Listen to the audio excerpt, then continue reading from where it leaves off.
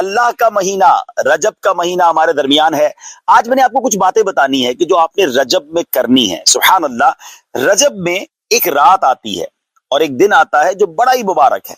وہ 27ویں رجب ہے، وہ شب معراج ہے. وہ رات عبادت میں گزارنی ہے اور وہ دن روزہ رکھنا ہے. اس کی فضیلت کیا ہے؟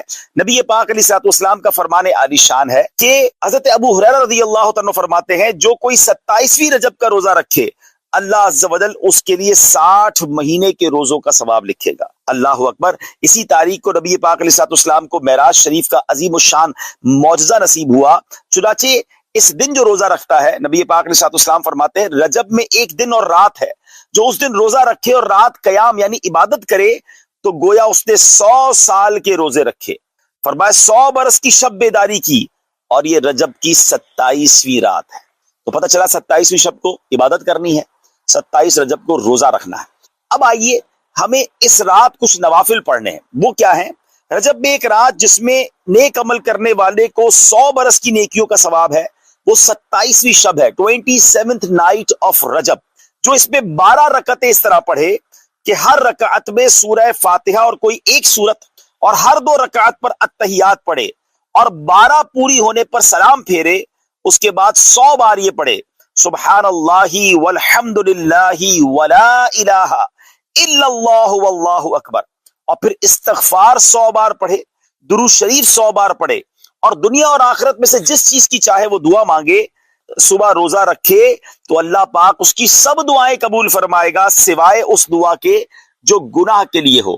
تو 27th نائٹ 12 رکعت نفل پڑھنی ہے اور 12 پوری ہونے پر سلام پھیرنا ہے. ٹھیک ہے، ایک ساتھ 12 رکعت نفل پڑھنی ہے، اور 100 بار کیا پڑھنا ہے؟ سبحان اللہ والحمد للہ ولا الہ الا اللہ واللہ اکبر. 100 بار استغفر اللہ ربی من کل ذنب واتوب الیہ پڑھ لے. 100 بار کوئی بھی درود شریف پڑھ لے، پھر دعا مانگے، انشاءاللہ دعائیں قبول ہوں گی. کسی پریشانی میں ہے، کسی بیماری میں ہے، کسی تکلیف میں ہے، تو یہ رجب کی 27ویں شب کو ٹارگٹ بنا لیں. انشاءاللہ عبادت کریں، 27 رجب کا روزہ رکھیں اور یہ نفل پڑھ لیں. نبی اکرم نور مجسم صلی اللہ تعالی علیہ وسلم کا فرمان عالی شان ہے شب جمعہ اور روز جمعہ یعنی جمعرات کا سورج ڈوبنے سے لے کر جمعے کا سورج ڈوبنے تک مجھ پر درود پاک کی کثرت کیا کرو. جو ایسا کرے گا روزے قیامت میں اس کی گواہی دوں گا اور شفاعت بھی کروں گا. سبحان اللہ. یعنی یہ جو وقت گزر رہا ہے شب جمعہ اور روز جمعہ، یہ کثرت سے درود پاک پڑھنے کا وقت ہے. ان اوقات میں بالخصوص دیگر فضول باتوں سے بچ کر، فضول کاموں سے بچ کر زیادہ سے زیادہ درود پاک پڑھنے ہیں. آئیے مل کر محبت کے ساتھ باواز بلند درود پاک پڑھ لیں. صلو علی الحبیب صلی اللہ تعالی علی محمد صلی اللہ علیہ وسلم. پیارے اسلامی بھائیوں، بیر سبا یہ ایک تاریخی شہر ہے جو کہ فلسطین کے قریب ہے. یہ بہت بڑا شہر بن گیا ہے. پہلے وہ ایک چھوٹا سا گاؤں تھا. عربی میں بیر کنویں کو کہتے ہیں، اور سبا کا معنی ہے 7. یہ جو گنتی والا 7 ہوتا ہے نا، 7. تو اب اس کو بیر سبا کیوں کہا جاتا ہے؟ 7 عدد والا کنواں، اس سے کیا مراد ہے؟ اس کے بارے میں مختلف روایات ہیں.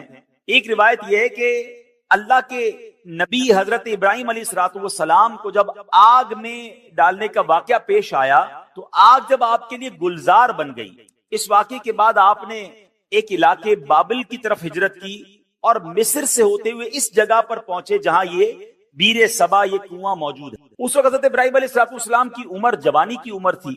اللہ پاک نے آپ کو بہت سارا مال عطا فرمایا. آپ کے پاس مویشی جو تھے، گائے، بھینسیں اور دیگر جانور بہت زیادہ ہو گئے تھے. یہاں تک کہ لوگ آپ کو شیخ صالح، نیک بزرگ کے نام سے پکارتے تھے. اللہ کے آپ نبی بھی تھے تو آپ سے بڑی لوگ محبت کرتے تھے، آپ کو شیخ صالح کہہ کے پکارتے تھے. اب یہ ہوا کہ آپ کی کچھ لوگوں نے بے ادبی کی اور آپ سے کہنے لگے کہ آپ یہاں سے چلے جائیں. حضرت ابراہیم علیہ السلام نے کوئی لڑائی جھگڑا نہیں کیا، اپنا سامان اٹھایا اور آپ اس علاقے سے چلے گئے اور جبرون نامی شہر تشریف لے گئے، جس کو آج کل اس شہر کو الخلیل کہتے ہیں. بہرحال اللہ کریم انبیاء کرام کی یہ ادبی کیسے معاف فرماتا؟ اللہ پاک تو اپنے نبیوں سے بڑی محبت فرماتا ہے.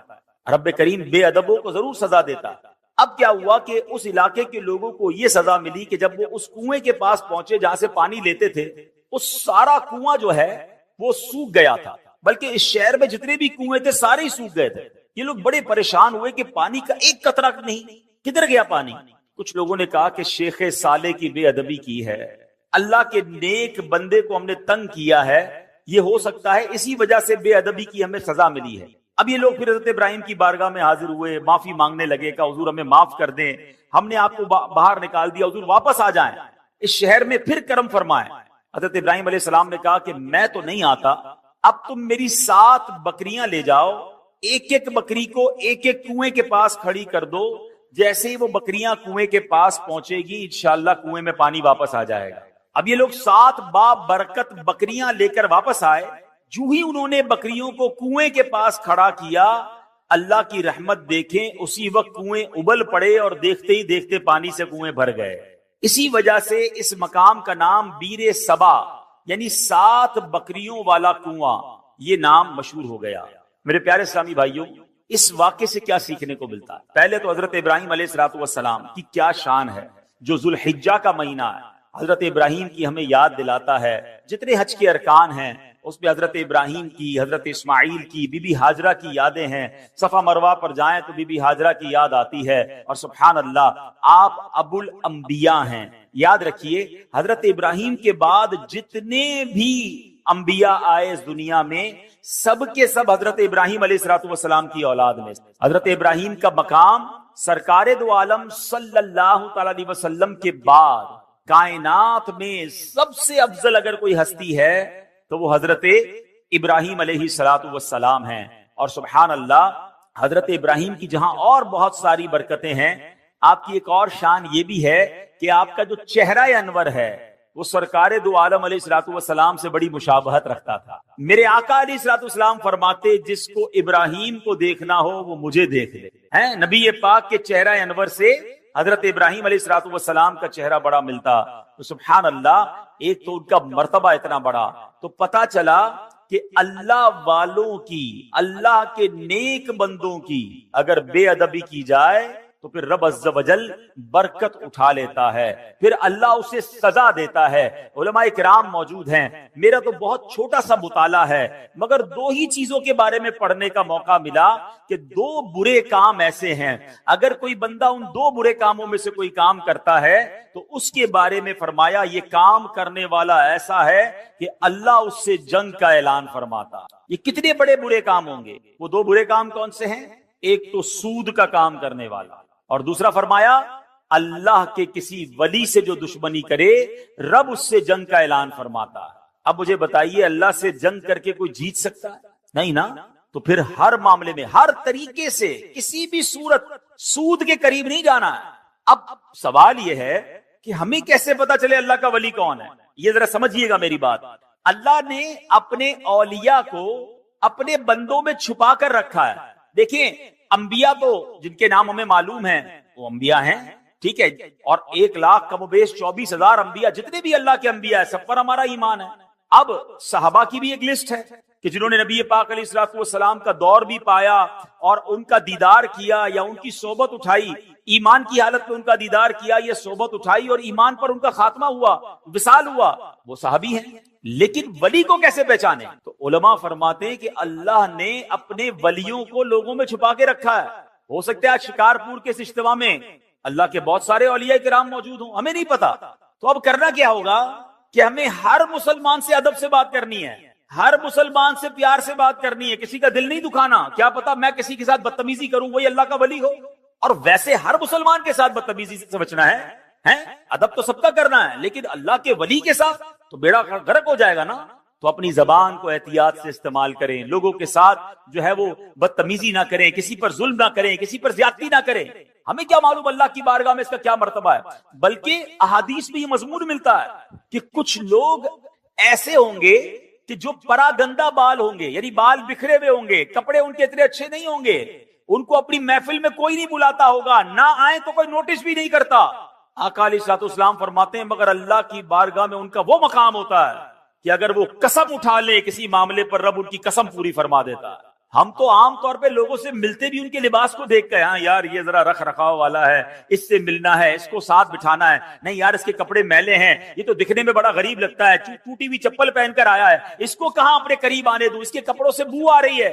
نہیں، کسی کے لباس، کسی کے حلیے، کسی کی غربت دیکھ کر اس کی بے عزتی نہیں کرنی ہے، سب کے ساتھ پیار سے پیش آئے۔ ہمیں نہیں پتا اگر وہ اللہ کا ولی ہوا اور کسی معاملے میں ہم سے ناراض ہو گیا نا تو چلتی گاڑی رک جانی ہے، سارے بنے کام بگڑ جانے، کیونکہ رب کا ولی ہے، رب کا دوست ہے۔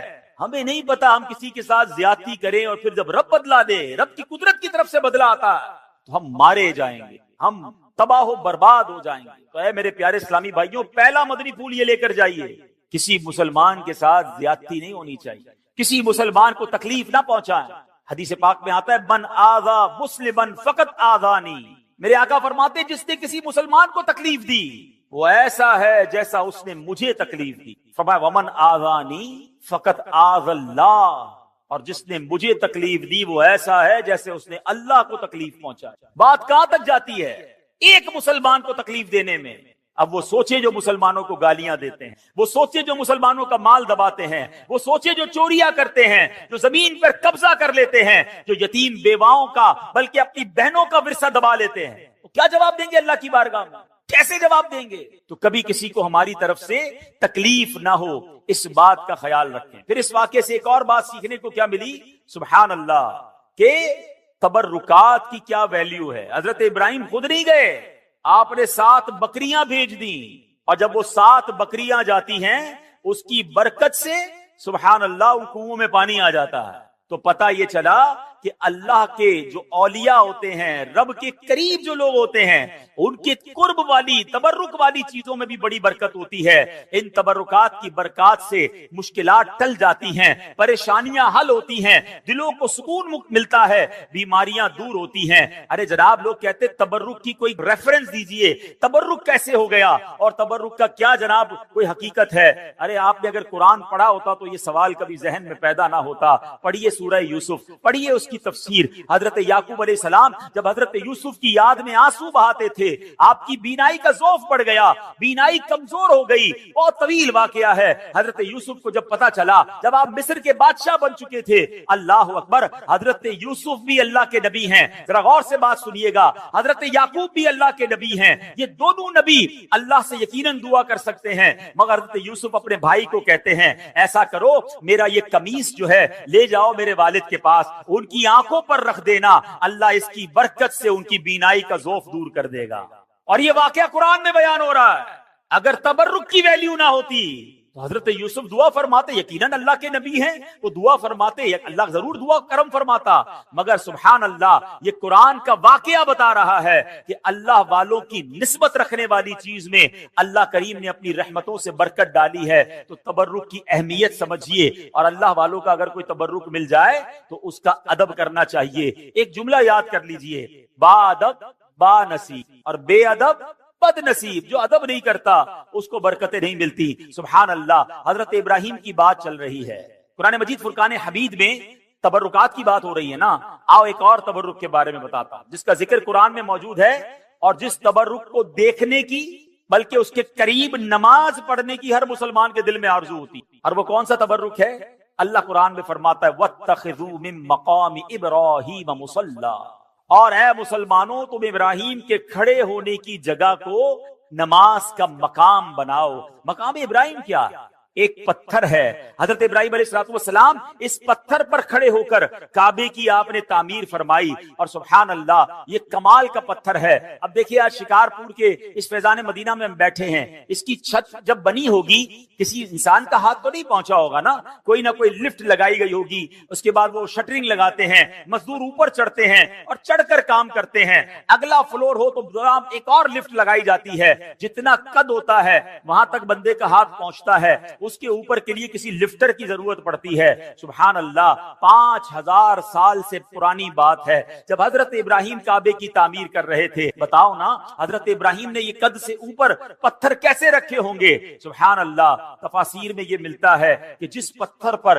حضرت ابراہیم کھڑے ہو کر کعبے کی تعمیر کر رہے تھے, حضرت اسماعیل پتھر پکڑاتے جاتے, حضرت ابراہیم پتھر رکھتے جاتے, اور جب یہ دیوار اونچی ہو جاتی مقام ابراہیم بھی اونچا ہوتا چلا جاتا. مقام ابراہیم جو پتھر ہے وہ لفٹ کا کام کرتا تھا, وہ اونچا ہو جاتا, آپ اوپر پتھر رکھتے, جب نیچے پتھر رکھنا ہوتا وہ پتھر نیچے آ جاتا. سبحان اللہ, یہ کیسا معجزہ ہے. بلکہ سنو, 5000 سال کے بعد بھی آج بھی اپنی آنکھوں سے جب آپ مقام ابراہیم کا دیدار کرتے ہیں نا تو حضرت ابراہیم کے قدموں کے نشان آج بھی نظر آتے ہیں. اللہ نے اس تبرک کو کیسے باقی رکھا ہے, اس کی حفاظت کا کیسے انتظام کیا ہے. جناب 400-500 سال 700-800 سال میں عمارت تباہ ہو جاتی ہے, عمارت مخدوش ہو جاتی ہے, گرنے کے قریب ہو جاتی ہے. یہ پتھر 5000 سال سے زیادہ اس میدان میں گویا پڑا ہوا ہے, اس میدان میں جلوہ فرما ہے. اس پتھر پر اب جا کر یہ جو مقام ابراہیم کے اوپر آپ دیکھتے ہیں نا,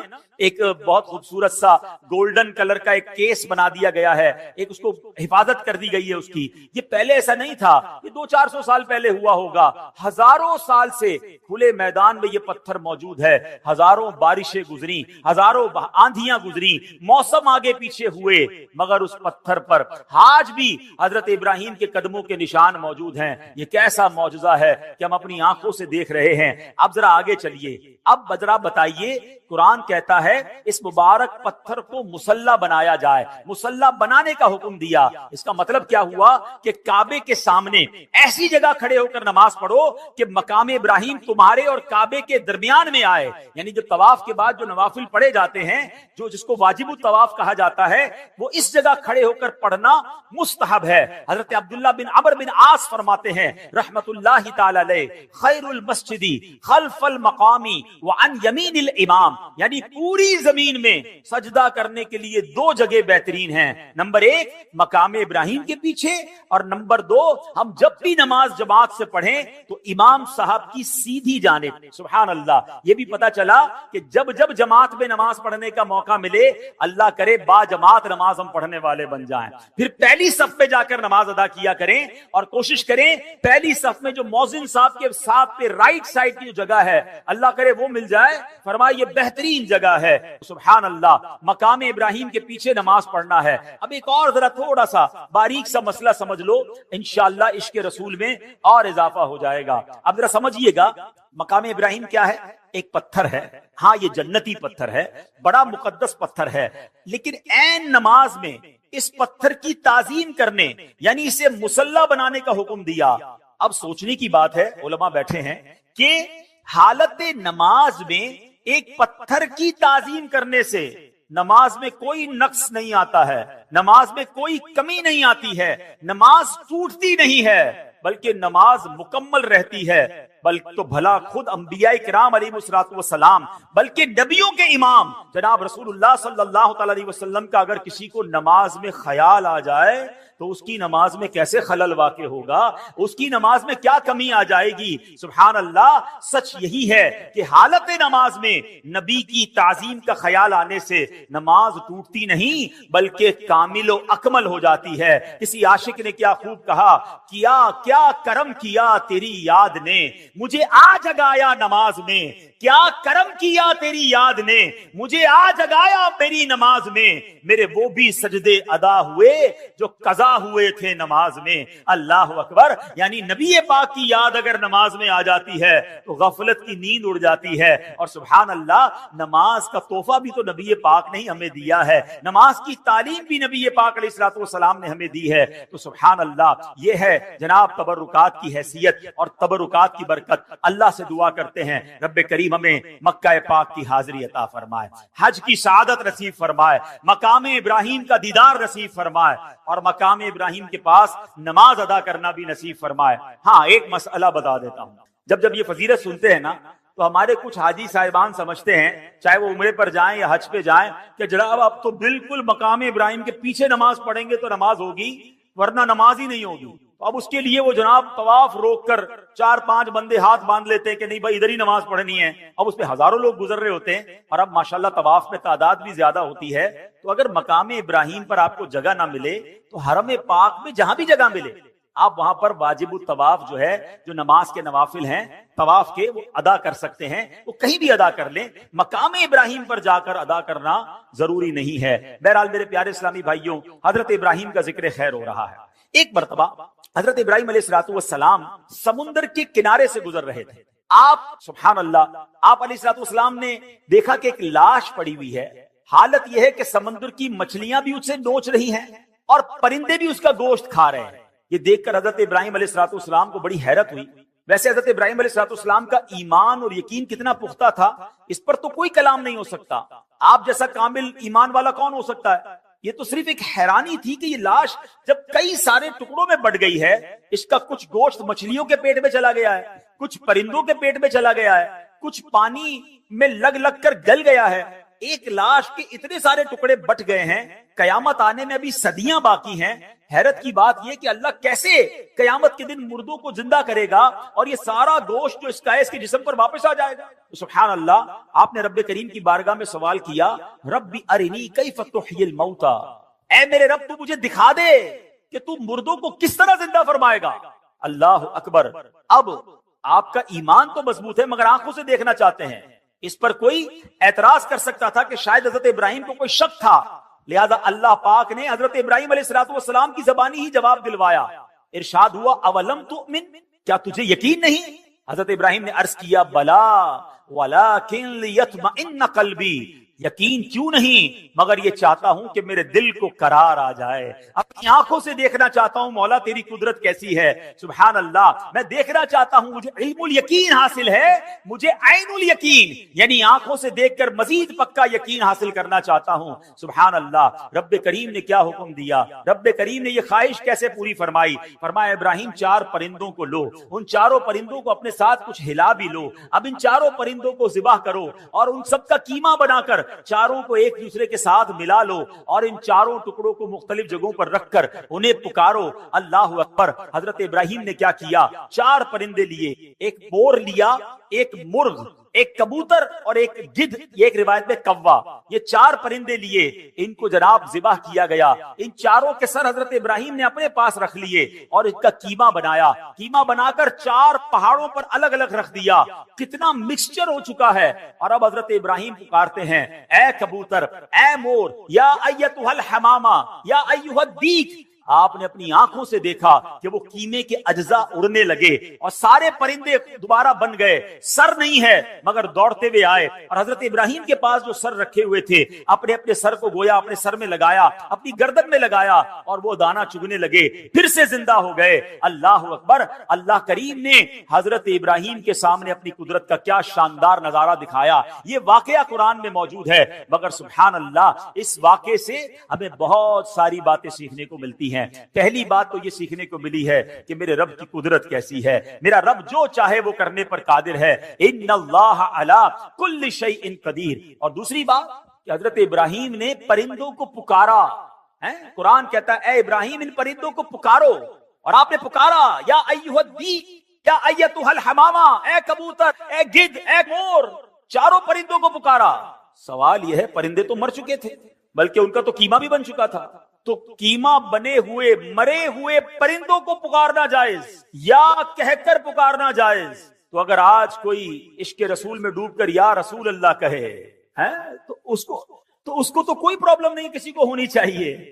اللہ کے نبی پکار رہے، قرآن میں رب فرما رہا ہے پکارو. اگر کوئی صحابی رسول کو پکارتا ہے یا صدیق یا عمر یا عثمان یا حیدر تو کوئی حرج نہیں ہے. غوث پاک کو پکارے، داتا حضور کو پکارے، حضرت امام حسن امام حسین کو پکارے. نبی اللہ جو ہوتے ہیں وہ حیات ہوتے ہیں، اپنی قبروں میں رزق پاتے ہیں. یہ تو حدیث پاک میں موجود ہے.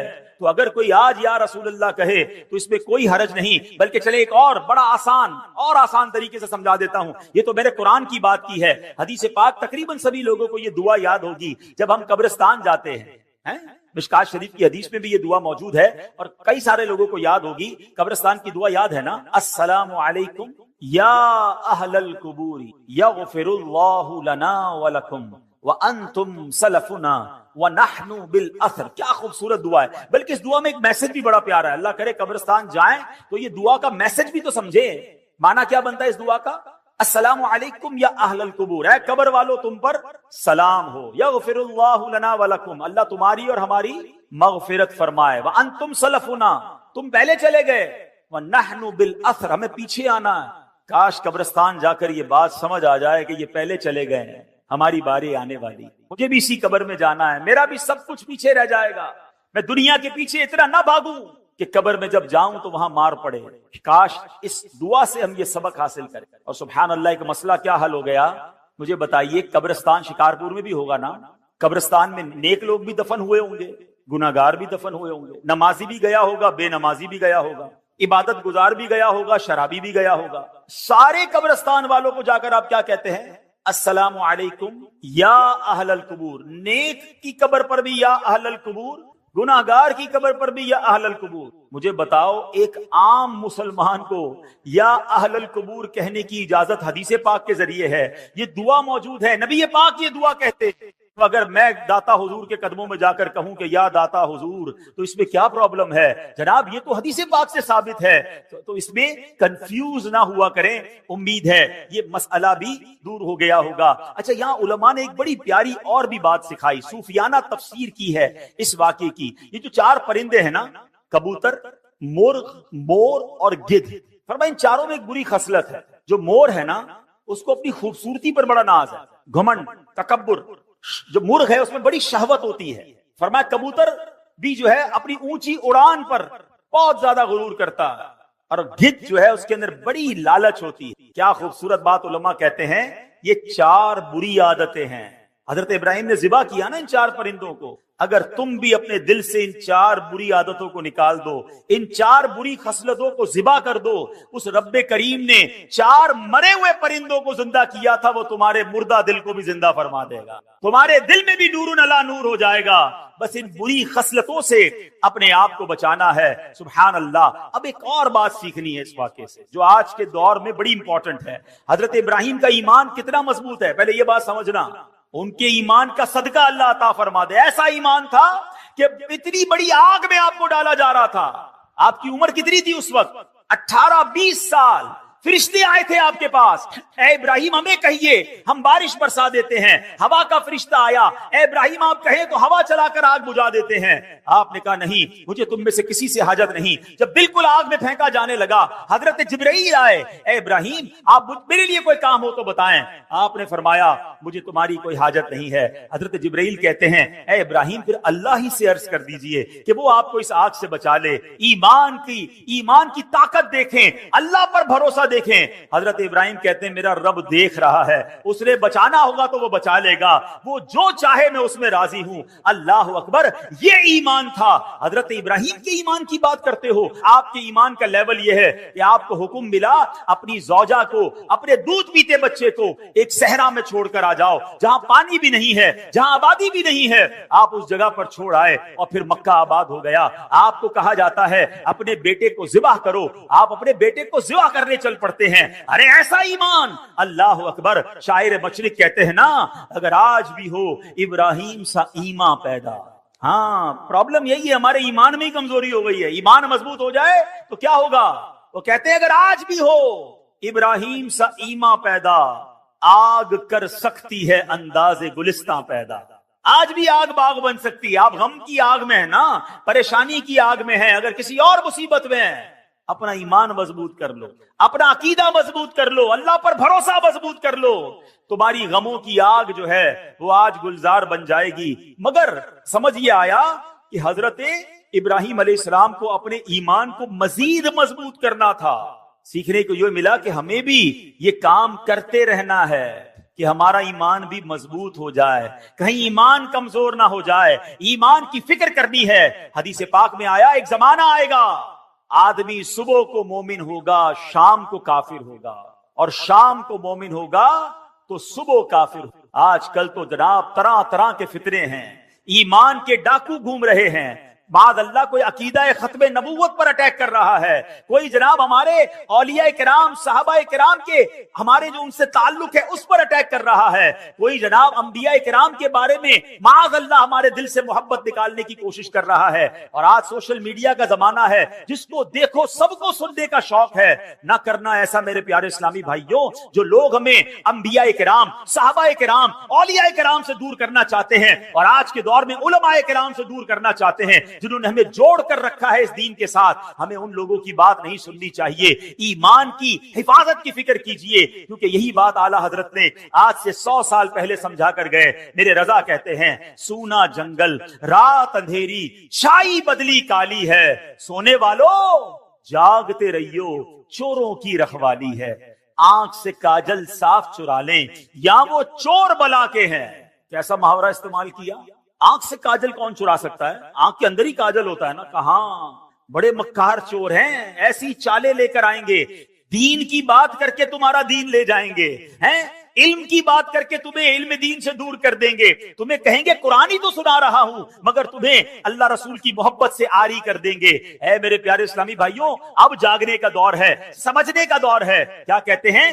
آنکھ سے کاجل صاف چرا لیں یا وہ چور بلا کے ہیں، تیری گٹھڑی تاکی ہے اور تو نے نیند نکالی ہے۔ ارے تیرا ایمان چھیننے آئے ہیں اور تو اب غافل ہو گیا ہے۔ تو اے میرے پیارے اسلامی بھائیوں، حضرت ابراہیم کا یہ واقعہ بتا رہا ہے کہ ایمان کو اسٹرینتھن کرنے کے لیے، ایمان کو مزید مضبوط کرنے کے لیے ہمیں سوچنا ہوگا۔ پہلے کے دور میں فتنے کم تھے مگر ایمان بچانے کی لوگوں کو فکر زیادہ تھی۔ آج کے دور میں فتنے زیادہ ہیں، ایمان کے لٹ جانے کا جناب سبب زیادہ ہو گئے، مگر لوگ ایمان کی حفاظت کی فکر نہیں کرتے۔ آپ مجھے ایک بات بتائیں، اگر ہمارے پاس کوئی قیمتی چیز ہو، اس کی حفاظت کی کتنا سوچتے ہیں؟ کسی کے پاس اگر مثال دیتا ہوں، قیمتی موبائل ابھی جیب میں ہوگا تو ہر تھوڑی دیر بعد اپنے جیب پہ ہاتھ لگاتے ہیں، یار موبائل ہے کہ نہیں ہے، کہیں چلا تو نہیں گیا۔ کوئی موٹر سائیکل قیمتی بار کھڑی کر کے آیا ہوگا یا گاڑی، اس کا دھیان بار بار جاتا ہوگا، یار لاک صحیح لگایا تو نہیں لگایا تھا، کیونکہ قیمتی ہے۔ سونا ہو، پیسے ہوں اور تالے کے اندر گھر میں یا بینک میں رکھواتے ہیں۔ مجھے بتائیں ہم سب کے پاس سب سے زیادہ قیمتی چیز کیا ہے؟ بتائیے نا۔ ایمان سے بڑھ کر کچھ نہیں ہے۔ ساری دنیا کی دولت کسی کے پاس ہو اور ایمان نہیں، اس سے بڑا غریب کوئی نہیں ہے۔ اور میرے پاس کچھ نہ ہو، ایمان ہو، تو مجھ سے بڑا امیر کوئی نہیں ہے۔ کیوں؟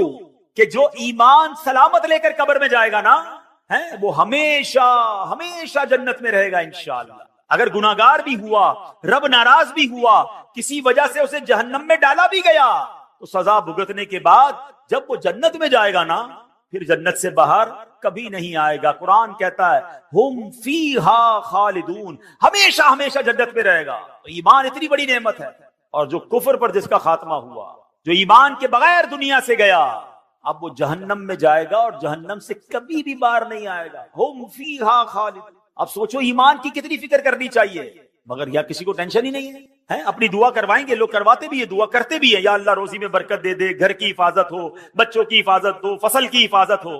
کبھی تو دعا کرو یا اللہ ایمان کی حفاظت، کبھی تو دعا کرو یا اللہ قبر میں ایمان سلامت لے کے جاؤں۔ یعنی ایمان کے بارے میں سوچتے ہی نہیں ہیں، حالانکہ ایمان چھن سکتا ہے۔ پہلے تو یہ سمجھیے، آپ کو پتا ہے میرے آقا علیہ الصلوۃ والسلام کی دعا؟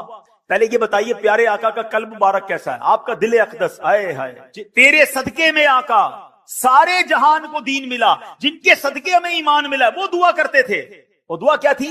یا مقلب القلوب ثبت قلبی علی دینک، اے دلوں کو پھیرنے والے، میرے دل کو تیرے دین پر ثابت قدمی عطا فرما۔ یہ اللہ کے نبی دعا ہماری تعلیم کے لیے فرماتے، ہمیں ٹینشن ہی کوئی نہیں۔ ایمان کی مضبوطی کے بارے میں سوچئے، اب کیسے ایمان مضبوط ہو، آئیے سنتے ہیں۔ حدیث پاک میں ہے لا یؤمن احدکم حتی اکون احب الیہ من والدہ وولدہ والناس اجمعین۔ آقا فرماتے تم میں سے کوئی بھی اس وقت تک کامل ایمان والا نہیں ہو سکتا جب تک مجھے اپنے والدین، اولاد اور سب لوگوں سے بڑھ کر محبوب نہ بنا لے۔ تو ایمان کیسے مضبوط ہوگا؟ نبی پاک سے سچی محبت، سب سے زیادہ محبت، خالی نعرے نہیں۔ غلامی رسول میں موت بھی قبول ہے، بہت اچھا نعرہ ہے۔ جس کو موت قبول ہے اس کو نماز کیوں قبول نہیں ہے؟ اس کو حرام روزی چھوڑنا قبول نہیں ہے؟ اس کو بے حیائی کے کام چھوڑنا قبول نہیں ہے؟ جوئے اور شراب میں پڑے میں کہتے غلامی رسول میں موت بھی قبول۔ خود سوچئے نا، سچی محبت۔ مومن کامل کب ہوگا؟ جب نبی پاک سے سچی اور سب سے زیادہ محبت ہوگی۔ ایک اور ایمان مضبوط کرنے والے کام سنیں، آقا فرماتے ہیں اوثق عر الایمان الحب فی اللہ، آقا فرماتے ہیں اللہ پاک کی رضا کے لیے اللہ پاک کے بندوں سے محبت کرنا ایمان کی سب سے مضبوط رسی ہے۔ تو پتہ چلا اللہ کے نیک بندوں، ولیوں، صحابہ، اہل بیت سے محبت کرنا، ان سے اپنا روحانی تعلق مضبوط کرنے سے ہمارا ایمان پکا ہوتا۔ تو اللہ والوں سے محبت کریں، اللہ کے بندوں سے محبت کریں، دشمنیاں چھوڑ دیں۔